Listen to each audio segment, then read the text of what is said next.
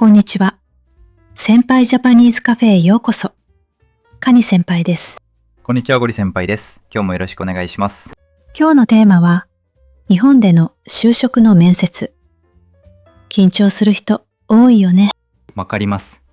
私も面接って聞くだけで心臓がドキドキしちゃう。大丈夫。よく聞かれる質問と、その答え方にはちゃんと型があるんだ。へえ、型があるなら覚えられそう。じゃあ、今日は一緒に練習しましょう。その前に前回のおさらい。テーマは宅配便の受け取りだったね。ありましたね。不在票とか再配達とか。キーフレーズはタッチの差。ほんの少しの差って意味だったね。私、あれから使ってみました。タッチの差で電車に乗り遅れたって。いいね、その調子。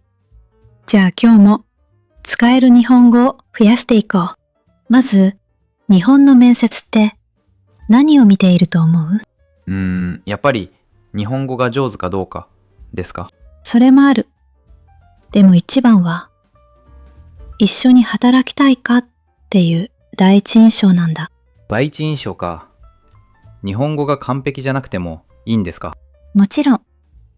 むしろ完璧な発音より誠実な態度の方が伝わるんだよ。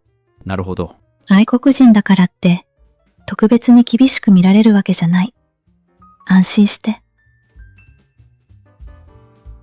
ちょっと安心しました。でも、何を準備すればいいのかわからなくて。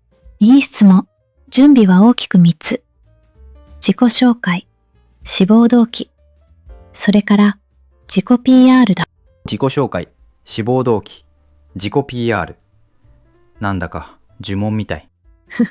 そうだね。でも、一つずつ型を覚えれば怖くないよ。じゃあ今日はその3つを実際に答えながら練習したいです。いいね。私が面接官の役をやるから答えてみて。わ、緊張する。でも、やってみます。お願いします。じゃあ、まず部屋に入るところから。ドアをノックするよね。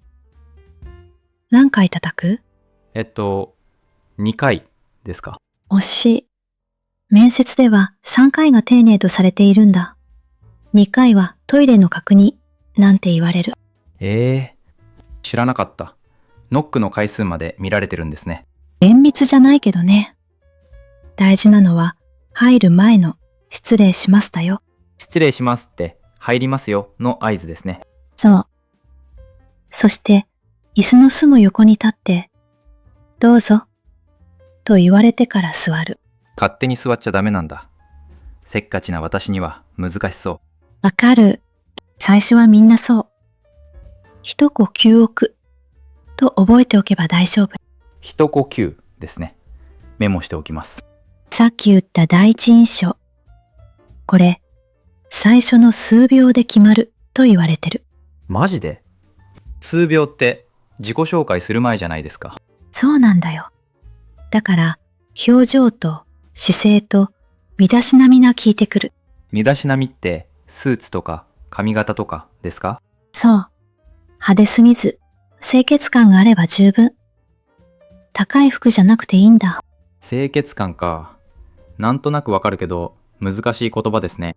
簡単に言うと、相手にだらしないと思わせないってこと。なるほど。あと、笑顔ね。緊張すると顔がこわばるから、口角を少し上げる意識を。口角を上げる。鏡の前で練習してみます。じゃあ本番。では、簡単に自己紹介をお願いします。はい。私はゴリと申します。ベトナムから来ました。よろしくお願いします。悪くない。でも、もう一声欲しいな。名前と出身ともう一つ。もう一つって何を言えばいいんですか？今何をしているか。例えば、日本語学校で勉強していますとかね。そっか。じゃあ私はゴリと申します。ベトナム出身で今は日本語を勉強しています。ぐっと良くなった。自己紹介は長くしすぎないのはコツだよ。短い方がいいんですか？ついいろいろ話したくなっちゃう。わかる。気持ちはわかる。でも、簡潔にね。詳しい話は後の質問で聞かれるから。簡潔に。これも面接の魔法の言葉ですね。いい覚え方だ。次は志望動機。なぜ当社を選んだのですか？これ必ず聞かれる。難しい質問だ。家から近いからじゃダメですよね。正直でいいけど、それだけだと弱い。会社のどこに惹かれたかを言おう。どこに惹かれたか。お店の雰囲気が好きとか。いいね。それを自分の経験とつなげるともっと説得力が出る。経験とつなげる。例えば、どうやって？お客様と話すのが好きで、この仕事に向いていると思いました、みたいにね。なるほど。好きなことと仕事を結びつけるんですね。そう。志望動機は会社への好きと自分の強みセットが基本。好きと強み。だんだん型が見えてきました。いいね。その調子。型が見えれば、もう半分は勝ちだよ。じゃあ自己 PR。あなたの長所を教えてください。これも定番。長所か。自分の良いところを自分で言うの。照れますね。わかるよ。でも、面接は自慢の場じゃなくて、自分を知ってもらう場なんだ。知ってもらう場。そう思えば少し楽かも。さあ言ってみて。あなたの長所は？私の長所は真面目なところです。コツコツ頑張れます。いいね。でも、真面目だけだとありきたり。具体例を一つ足そう。具体例。毎日必ず単語を覚えたとか。それだ。毎日続けたという事実が真面目さの証拠になる。なるほど。それと、こういう人を日本語で縁の下の力持ちって言うんだ。縁の下の力持ち？力持ちって力が強い人ですか？それは後で詳しく説明するね。今は、長所には具体例と覚えておいて、難しいのはその逆。短所はって聞かれたとき、それは困る。正直に言ったら落ちちゃいそう。コツがあるんだ。短所を言って、その後にどう直しているかを足す。直しているところまで言うんですか？そう。例えば、心配性です。でも、その分準備を念入りにします。へえ。短所が長所みたいに聞こえる。すごい。でしょ？短所は隠すより上手に見せる方がいいんだ。じゃあ私もやってみます。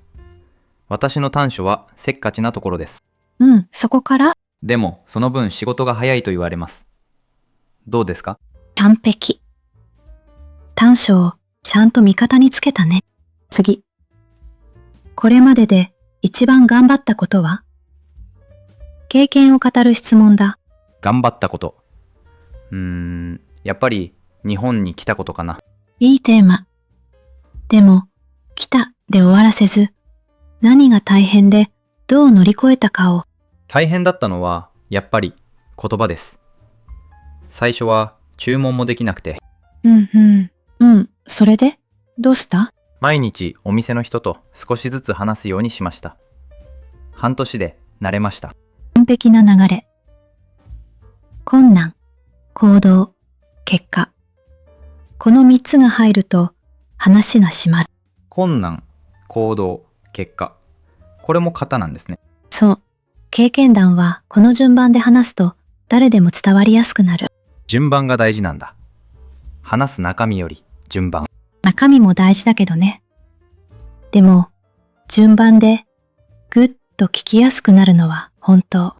転職の人は、前の仕事を辞めた理由はも聞かれる。それは本当のことを言いにくい。人間関係が嫌でとか。そこがポイント。不満をそのまま言うのは避けた方がいい。嘘をつくのも嫌なんですけど。嘘はつかなくていい。不満をこれからやりたいことに変えるんだ。やりたいことに変える。どういうことですか？例えば、もっとお客様と深く関わる仕事がしたくて、っていうとかね。なるほど。後ろ向きな理由を前向きに言い換えるんですね。その通り。面接は過去より未来を語る場所なんだ。未来を語る場所。なんだかかっこいい言い方。へえ。ここで敬語の話。面接で相手の会社を何て呼ぶか知ってる？あなたの会社じゃダメですよね。うん、それは失礼。話すときは御社、書くときは記者を使うんだ。御社と記者。話すか書くかで変わるんだ。そうそう、そうそう。面接は話すから御社。覚えやすいでしょ？御社は口で言う。これならできそう。あとよく使うのが、させていただきます。へりくだった丁寧な言い方。させていただきます。長くて噛みそう。わかる。練習あるのみ。努力させていただきます。って声に出してみて。努力させていただきます。お、言えた。バッチリ。敬語は習うより慣れろだよ。面接の最後に何か質問はありますかって聞かれること多いんだ。あ、それ、いつも特にありませんって言っちゃう。もったいない。あれはやる気を見せる最後のチャンスなんだ。チャンスだったんだ。何を聞けばいいんですか？働く姿が目に浮かぶような質問がいい。入社までに何を勉強すればとか。入社までに勉強すること。やる気が伝わりそう。そう。逆に、給料や休みの話だけだと、印象は良くないこともある。ああ、お金のことばかり聞いちゃうとね。うんうん、聞いちゃダメじゃない。でも、最初の質問は、仕事への興味からがいい。順番ですね。やる気が先、条件は後。ここでよくある失敗も話しておこう。失敗。聞くの怖いけど、知りたいです。一つ目。答えを丸暗記しすぎること。覚えるのダメなんですか？覚えるのはいい。でも、棒読みになると心が伝わらないんだ。なるほど。二つ目。声が小さいこと。緊張するとどんどん小さくなる。ああ、私絶対それです。下を向いてボソボソ。大丈夫。意識すれば治る。少し大きいかなくらいでちょうどいい。少し大きいかなくらいやってみます。三つ目は沈黙を怖がりすぎること。これは次で詳しく話そう。質問されてすぐ答えられないとき。あるよね。あります。頭が真っ白になって焦る。そんなときは黙り込まないで一言置くといい。一言ってなんて言えば？そうですね。少し考えさせてください。これで時間が稼げる。へえ。黙るよりずっと印象がいいですね。そう。沈黙は敵じゃない。慌てて変なことを言う方が怖い。落ち着いて考えていいんだ。少しほっとしました。面接官も人間だからね。完璧じゃなくていいんだよ。うんうん。最近はオンラインの面接も増えてきたよね。家でできるの楽だけどなんか難しそう。コツは3つ。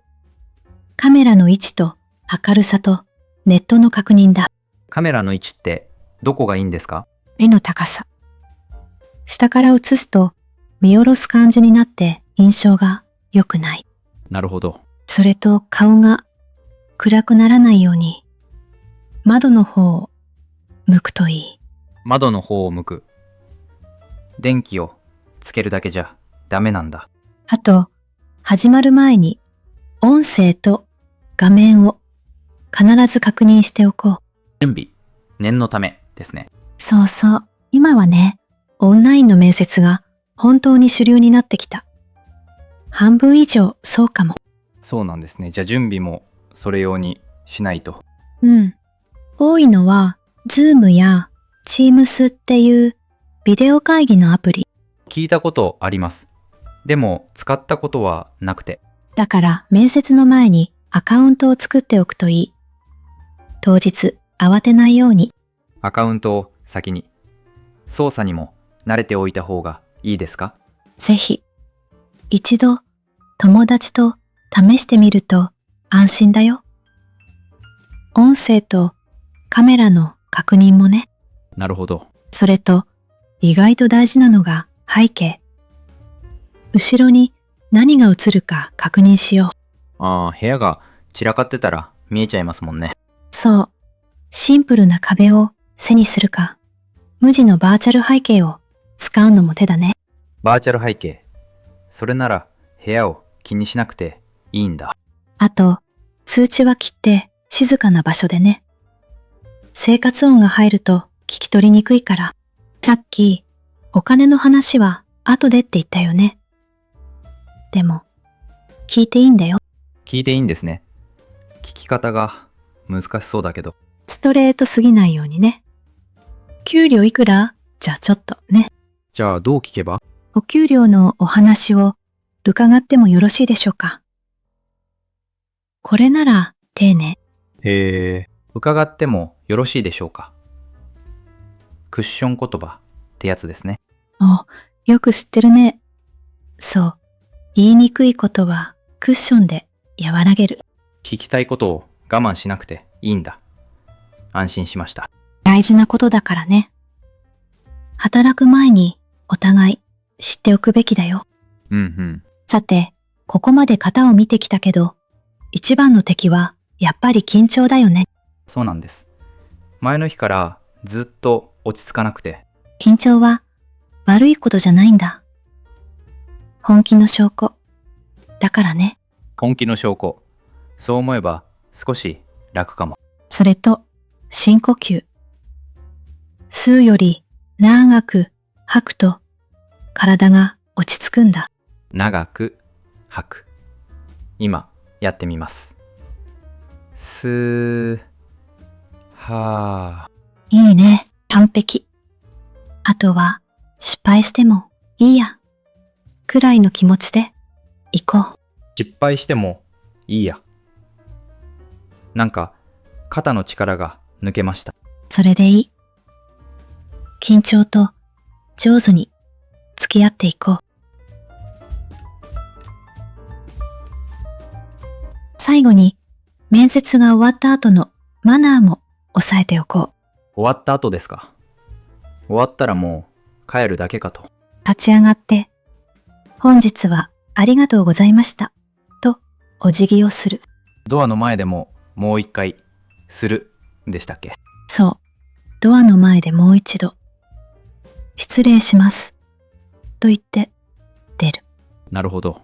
余裕があれば、その日のうちにお礼のメールを送るとなお良い。お礼のメール、そこまでするんですね。するかしないかは自由だよ。でも、気持ちはちゃんと伝わるからね。最後まで気を抜かない。面接って奥が深い。うんうん。ところで、そもそもの話。仕事ってどうやって探してる？求人サイトを見るくらいで。他にもあるんですか？いくつかあるよ。まず、ハローワーク。国が無料で仕事を紹介してくれるところ。へえ、無料なんですね。外国人でも使えますか？使えるよ。場所によっては外国人向けの相談窓口もあるんだ。それは心強い。サイトとハローワーク。他には？人材紹介のエージェント。担当の人が希望を聞いて合う会社を探してくれる。誰かが一緒に探してくれるんだ。心細くないですね。最近は外国人の就職を専門に支えるサービスも増えてきたよ。いいね。自分に合う方法で探せばいいんですね。そう。一つに絞らなくていい。いくつか組み合わせるのが賢いやり方だよ。面接の前に書類も大事だよ。履歴書って書いたことある？あります。でも、日本の履歴書、項目が多くて迷っちゃう。わかる。特に志望動機の欄。あれは面接で話すことと合わせるのがコツ。書類と話す中身を揃えるんですね。そうそう。ずれているとあれって思われる。一貫性が大事なんだ。一貫性。書いたことはちゃんと覚えておかないと。そう。あと字は丁寧に。手書きなら特にね。字苦手なんですけど、頑張ります。上手じゃなくていい。丁寧に書く。その気持ちが伝わるから。なるほど。書類は会う前の第一印象。手を抜かないでね。それと受ける前にその会社のこと調べておくといい。調べるってホームページを見るくらいですか？それも一つ。どんな仕事をしてるか、どんな人が働いてるか見ておく。下調べをしておくと何がいいんですか？志望動機が具体的になる。ここでこうしたいって言えるようになる。へえ。調べた分だけ話せること増えるんだ。そう。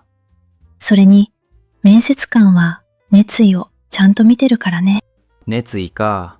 調べるのも立派な準備なんですね。そう。ただ全部暗記しなくていい。雰囲気をつかむだけで十分。雰囲気をつかむ。それなら私にもできそう。いいね。面接の当日。時間はどれくらい前に着くといいと思う？ぴったり？それとも早めですか？建物には10分くらい前に着いて、受付は5分前が目安だね。早すぎてもダメなんですか？あまり早いと相手も準備中だからね。気を使わせちゃう。なるほど。持ち物は書類と筆記用具と、それから身分証。前の日に用意しよう。前の日に準備。当日慌てないようにですね。そう。気持ちに余裕があると、いい受け答えができるからね。余裕大事。早め早めで動きます。うんうん。会社によっては何人かで一緒に受ける集団面接もあるよ。他の人と一緒？なんか比べられそうで怖い。比べなくていいんだよ。自分の話を自分のペースですればいい。他の人が上手だと焦っちゃいそう。気持ちはわかる。でも、人の答えをよく聞く姿勢も見られてるんだ。聞く態度まで話すことばかり考えてました。うなずいたり、相手を見たり。それだけで印象がぐっと良くなる。話す番じゃない時も気を抜けないんだ。抜いていいよ、肩の力は。でも、人の話はちゃんと聞こう。それと、もしダメだった時の心構えも話しておきたいな。落ちたらやっぱりへこみますよね。うん。でも、合う合わないもあるからね。全部が君のせいじゃない。相性ですか？そう。ご縁がなかっただけ。次につなげればいいんだ。なるほど。むしろ面接は練習すればするほど上手くなる。場数なんだ。場数ですか？一回で決めなくていいんだ。そう。一回ごとに強くなる。だから怖がらないで受けてみて。なんだか勇気が出てきました。いいね。じゃあさっき後回しにした今日のキーフレーズを整理してみよっか。縁の下の力持ち。これだ、今日の言葉。縁の下の力持ち。やっぱり力が強いって意味じゃないんですか？違うんだ。縁の下は家の床の下のこと。見えない場所だね。見えない場所で力を出す人。あ、なんとなく分かってきた。そう。目立たないけど、陰でみんなを支える人。そういう人のことだ。もう一度言うよ。縁の下の力持ち。陰の立役者って意味。面接で使えますか？使えるよ。私は縁の下の力持ちとしてチームを支えたいです。とかね。へえ。目立たなくても大事な人。素敵な言葉ですね。そうだろ。自分の良さを一言で伝えられる。覚えておいて損はないよ。縁の下の力持ち。今日一番のお土産です。じゃあ練習。皆さんも声に出して言ってみよう。縁の下の力持ちとして頑張ります。準備はいいですか3、2、1。縁の下の力持ちとして頑張ります。言えましたか？今日は面接でよく聞かれる質問と答え方の型を見てきました。型さえ分かれば怖くない。私も自信がつきました。完璧を目指さなくていい。誠実な気持ちが一番伝わるからね。面接受ける人、みんな応援しています。縁の下の力持ち、最近どんな時に使った？コメントで教えてください。それじゃあまた次回、先輩ジャパニーズカフェでお会いしましょう。